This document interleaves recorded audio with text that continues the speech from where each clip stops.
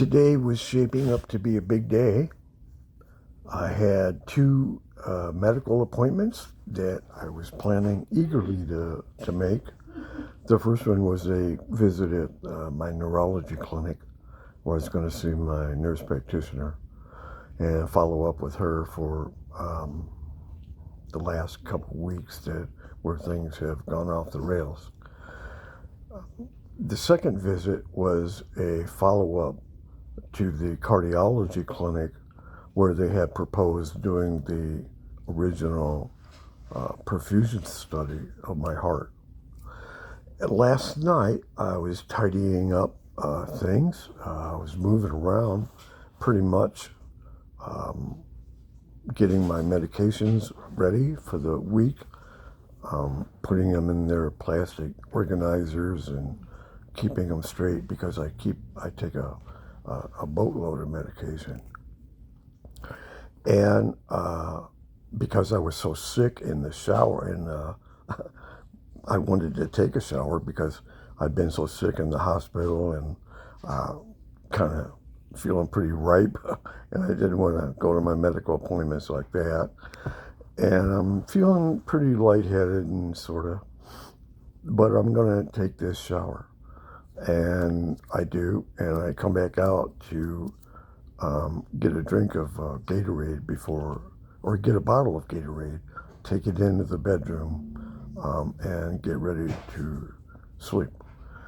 And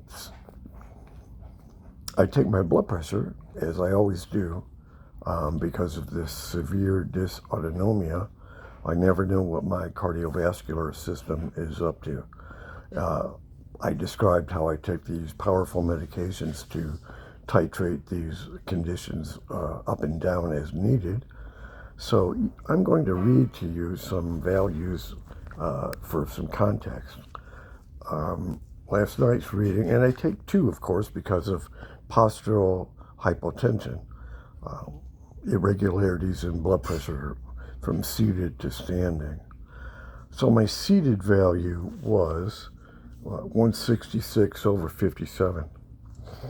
And then standing up, my systolic dropped to 69 and a diastolic of 45. I decided right then and there, I was tired of fooling around. So I called the medics and they came. And I had a choice of hospitals. I did not want to go back to where I had that bad experience.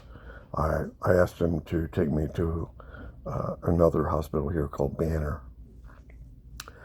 And they got me in a room right away. They did not park me next door to the nurses station there in the emergency department. I saw a doctor right away, and they triaged me, but there was no medication given. I gave them a ton of history, and also I brought this this logbook of my vital signs, where I record my vitals assiduously every day now, since this dysautonomia is getting much worse. And I'm not as scared this time when I go to the hospital because it seems like this isn't my first rodeo anymore. But I do want to get off this emergency room merry-go-round. So I give them a detailed history. I give them the vital signs logbook and cooperate with everyone. While I'm there, I can't urinate. I feel like I need to, and I asked for the urinal, but nothing happens. I tell the nurse about it, or a technician who happened by to draw some blood or whatever they did. And then, in the fullness of time, they bring out an ultrasound machine to tell me what my volume is, if any, in my bladder. And the first time, it registers 580 mLs. He tells me that that is a whole bunch. The most he's ever seen is 800, and when it approaches levels over 500, they start to have concerns for kidney damage. I guess the urine backs up into the ureters, I imagine. But I am able to void later on. They do another post-void residual volume. This one is 375, not as critical as the first one, but still an undesirable remainder.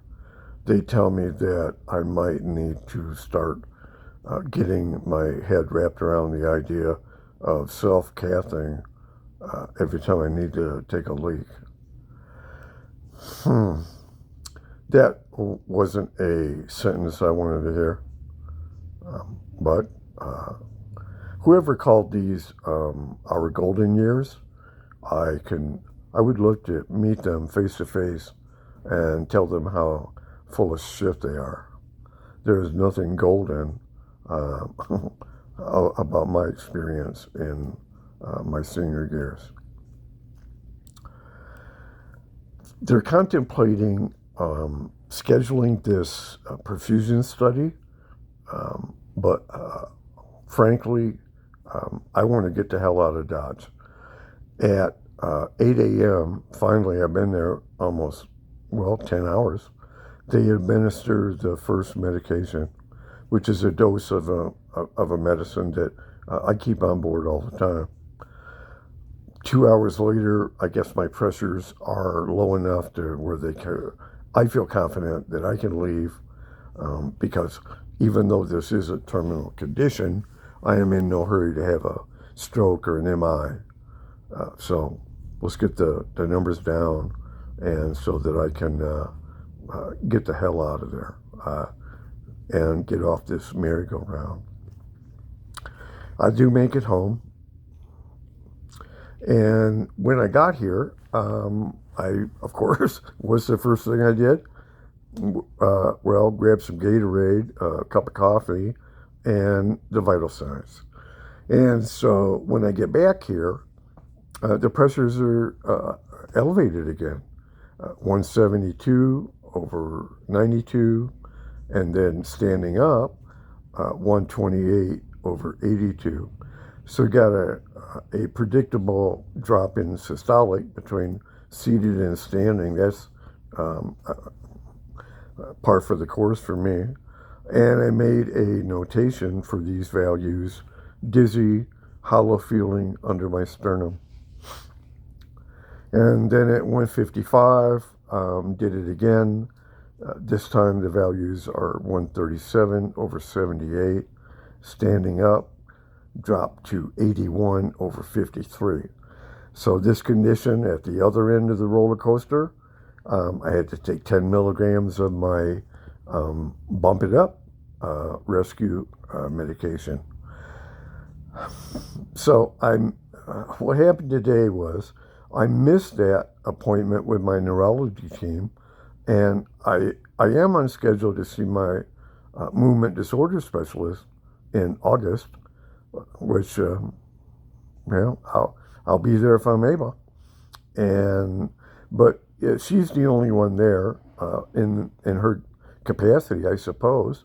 And Banner, like most organizations, and certainly many of the ones that I've worked for, suffer from the same syndrome: too many chiefs and not enough Indians.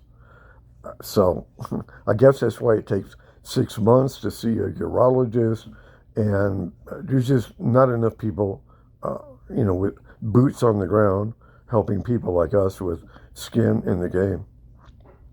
But it is what it is, and I'll live with it. I do have an appointment with my primary, and I'm also going to give her similarly an earful about all of my various symptoms.